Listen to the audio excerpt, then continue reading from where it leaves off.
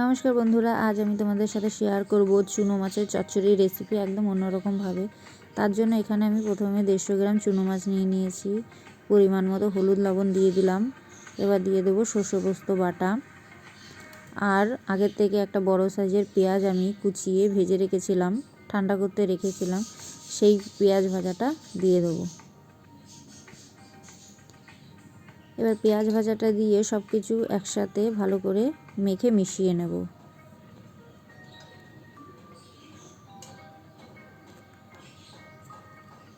ভালো করে মেখে মিশিয়ে নিয়ে এবার আমি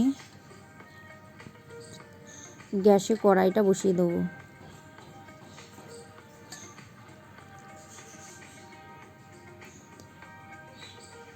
গ্যাসে কড়াইটা বসিয়ে দিয়েছি। এবার আমি কড়াইয়ে গরম সর্ষের তেলে দিয়ে দেবো কালো জিরে আর চেরা কাঁচা লঙ্কা ফোড়ন।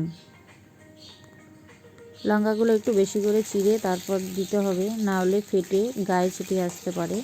তাই কালো জিরের সাথে কাঁচা লঙ্কা ফোড়ন দিলে ফ্লেভারটা বেশ ভালোই আসে। এবার আমি মাখা মাছগুলো ঢেলে দেব।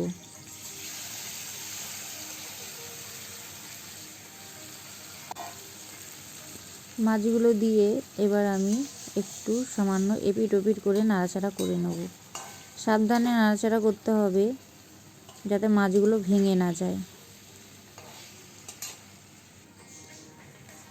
নাড়াচাড়া হয়ে গেছে। এবার আমি যেই বাটিটাতে সর্ষে পোস্ত বাটা রেখেছিলাম সেই বাটিতে এখনও লেগে আছে সর্ষে পোস্ত, তার ধোয়া জলটা পরিমাণ মতো অল্প করে দিয়ে দেবো।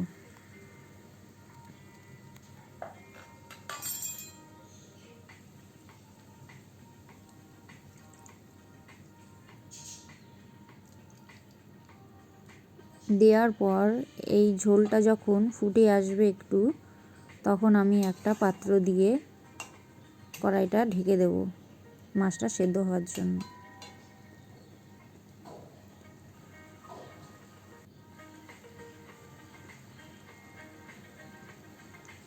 তিন মিনিটের জন্য ঢেকে দেব। 3 মিনিট পর ঢাকনাটা খুলে নেব। এই দেখো আমার 3 মিনিট হয়ে গেছে, মাছটাও সেদ্ধ হয়ে আসছে, জলটাও টেনে গেছে, বেশ কালারটাও বেশ ভালো এসছে। আমার এই ভিডিওটা যদি তোমাদের ভালো লেগে থাকে তাহলে প্লিজ লাইক কমেন্ট শেয়ার করো।